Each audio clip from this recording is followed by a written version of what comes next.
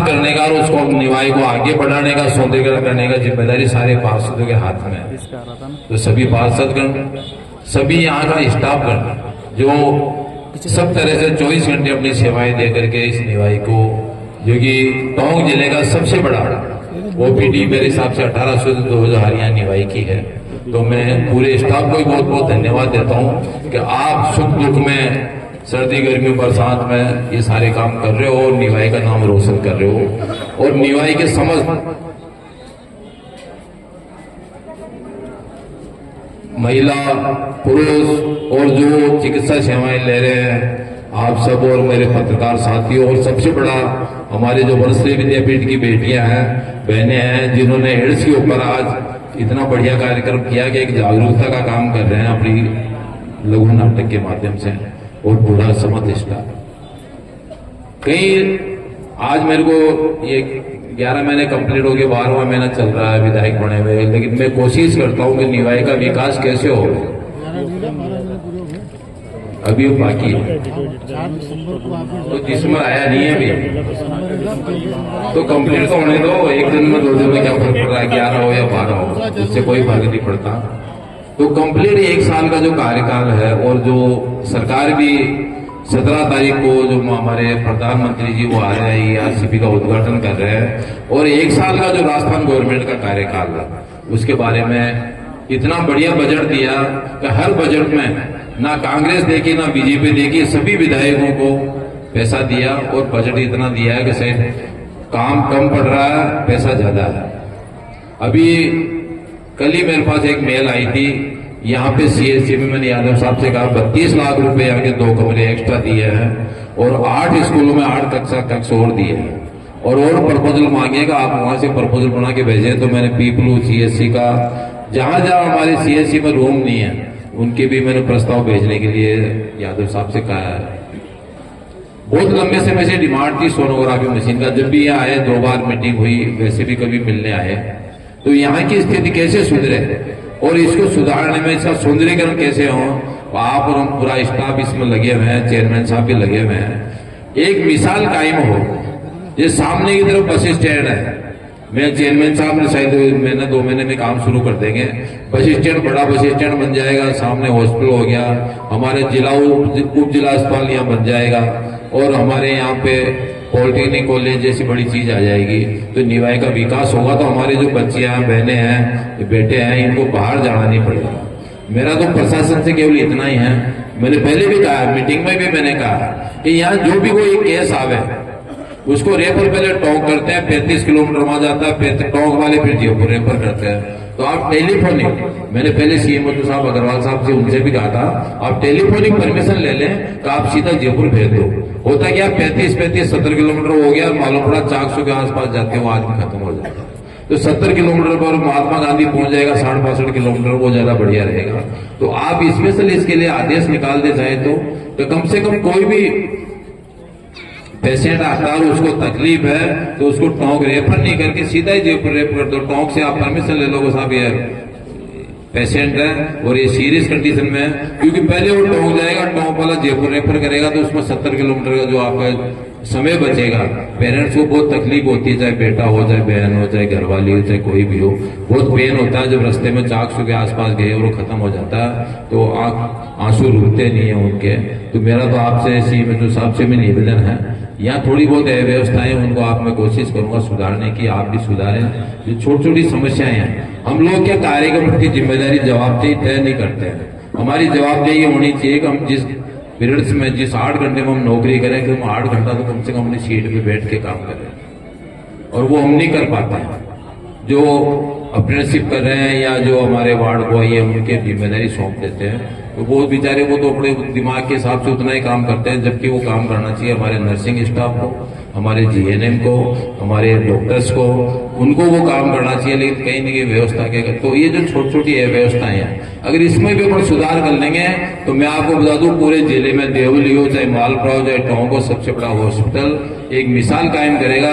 आज भी OPD के मामले में सबसे अगर पहला नाम आता जिले में तो निवाई हॉस्पिटल का आता, और ये सब आप स्टाफ की वजह से है, क्योंकि आप सब अपनी जिम्मेदारी से काम कर रहे हो। आज मशीन जो कि अवेटेड थी है, और दिलीप जी को मैंने रिक्वेस्ट किया, मैंने कहा जी एक सोनोग्राफी मशीन है, क्योंकि कई छोटी छोटी जांचें ऐसी है जो टोंक जाना पड़ता है या जयपुर जाना पड़ता है, वो सारी जांचें यही हो जाएगी। लेकिन जो मशीन दी है या गुप्ता जी जो लेब चलाई है, एक और 7 लाख की कीमत की सीबीसी मशीन, मैंने एक एजेंसी है उनको हमने कहा, तो वो एजेंसी वो आ चुकी है, आज उसका भी उद्घाटन होगा। तो हम अगर प्रयास करेंगे, हमारे निवाय में कई भामाशाह जो छोटे छोटे अपन सरकार से लेने की कोशिश करते हैं, भामाशाह भी अगर प्रयास करेंगे तो छोटी छोटी कई चीजें हैं, रूम की व्यवस्था है, एसी रूम हो, और स्टाफ के लिए भी ऐसी व्यवस्था होनी चाहिए कि स्टाफ को ये लगना चाहिए कि मैं डॉक्टर हूँ और सही जगह बैठा हुआ, उसमें एसी रूम होना चाहिए, बैठने की व्यवस्था अच्छी होनी चाहिए। जब हमारे पास फंड है तो हम उसको खर्च क्यों नहीं करते हैं? बस आपको तो आइडियाज देना, और आइडियाज अगर आपके अच्छे होंगे, पेशेंट अगर डॉक्टर सही बैठेगा तो डॉक्टर का काम भी सही होगा और पेशेंट को भी सही देगा। ऐसे ही 3 शिफ्ट में मैंने आपसे पहले भी कहा था कि होमगार्ड की ड्यूटी ले लें अपन, 8-8 घंटे की ड्यूटी होंगे, तो रात के अंदर जो भी कोई पेशेंट आता है उसके साथ अटेंडेंट आते हैं, वो बदतमीजी करते हैं, कोई अटेंड नहीं करता, कोई कमरे में नहीं मिलते हैं, तो होमगार्ड आपकी सुरक्षा भी रहेगी और आपके 8 घंटे की ड्यूटी में वो कम से कम व्यवस्थाएं जो फैली हुई है वो नहीं होगी। तो मेरा तो आप लोगों से ये भी निवेदन है प्रशासन से कि इस बारे में भी आप ध्यान देवें, और जिसकी जो जिम्मेदारी है, जिस डॉक्टर की, चाहे वो आंख का हो, चाहे कान का हो, चाहे आपका हार्ट का हो, चाहे फिजिशियन हो, वो अपनी जिम्मेदारी कर ले। कई बार होता क्या कि लंबी लंबी लाइन लगती है, हमारे कैंप भी साथ के साथ चलते रहते हैं, ये जिले की व्यवस्था है, ये प्रदेश की व्यवस्था है, उसमें स्टाफ कम होता है, फिर ले दे के फोन आते हैं कि साहब यहाँ डॉक्टर है ही नहीं। तो ये अगर इसको मैनेजमेंट अपन ठीक कर लेंगे तो मैं नहीं मानता कि यहाँ पे होगा। तो जो जिसका फिजिशियन है, फिजिशियन को बैठना तो बैठना ही है, डेंटिस्ट को बैठना तो बैठना ही है। कई बार क्या होता है, रूटीन में हमारे लोगों ने थोड़ा सा अपना स्वार्थ, बस हम लोग क्या करते हैं, जांच के लिए बाहर भेज देते हैं, जबकि सारी जांचें यही होती है। अगर जांच को बाहर भेज देंगे, बाहर वाले हैं वो तो अपनी कमाई के हिसाब से दुकान लगा के बैठे हैं, वो तो जो आएगा उसकी जांच करेंगे, और उसका बिल इतना होता है कि एक गरीब आदमी उसको पे कर नहीं सकता। सारी जांचें यहाँ होती है, दिखाने के लिए रेफर करते हैं, साहब वो सोर्स में जाइए। प्राइवेट है वो अपना काम करे, लेकिन गवर्नमेंट का जो भी अपना डॉक्टर्स है, कम से कम यहीं पे जांचें हों, यहीं पे उसका इलाज हो और उसको राहत मिलेगी। तो जिस गरीब का आपने इलाज कर दिया वो जीवन पर आपको भूलेगा नहीं, क्योंकि डॉक्टर के अंदर भगवान का रूप होता है। और जब आप शपथ लेते हो मेडिको में, जब भी आपके यही होती है, तो भगवान को साक्षी मान करके आप शपथ लेते हैं, तो कम से कम हमारी मॉरल ड्यूटी बनती है कि हम उस पेशेंट को कितना फायदा पहुंचा सकते हैं, कैसे पहुंचा सकते हैं। निवाई की जनता है, बहुत बड़ी जनता, मैं आपको बता दूं।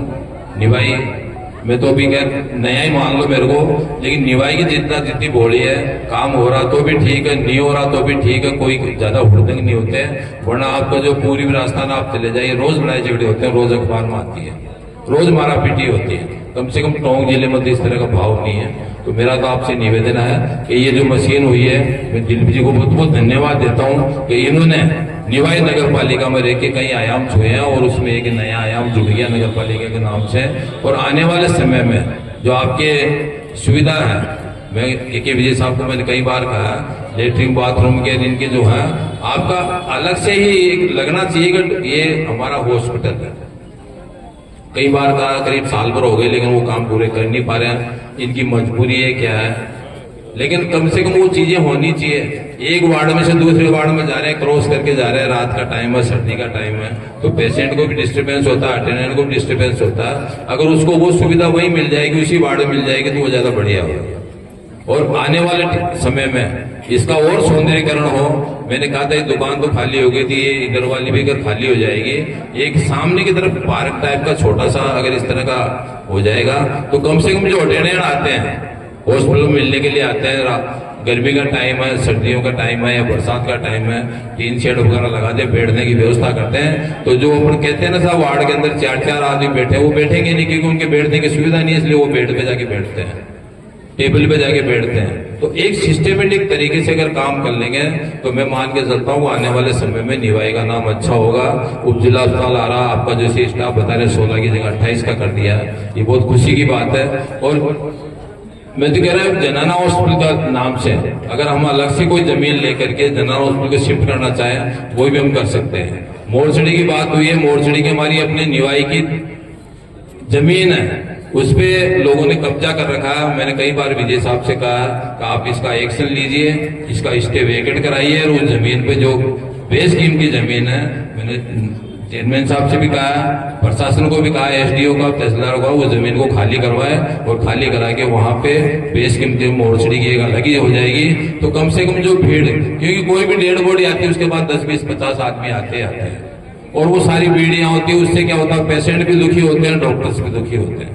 वो बाहर का वहीं का वहीं हो जाए तो सबसे बढ़िया है। आने वाले टाइम में और भी अच्छी हॉस्पिटल अच्छे काम करेगा, मैं इसे उम्मीद करता हूं। और निवाई का विकास अच्छा होगा, क्योंकि अगली बार जब आओगे मैं आपको बता देता हूं, जब भी कभी कोई फंक्शन में हम आएंगे इसका सौंदर्यीकरण अलग से मिलेगा, इतना मैं आपको विश्वास दिलाता हूँ।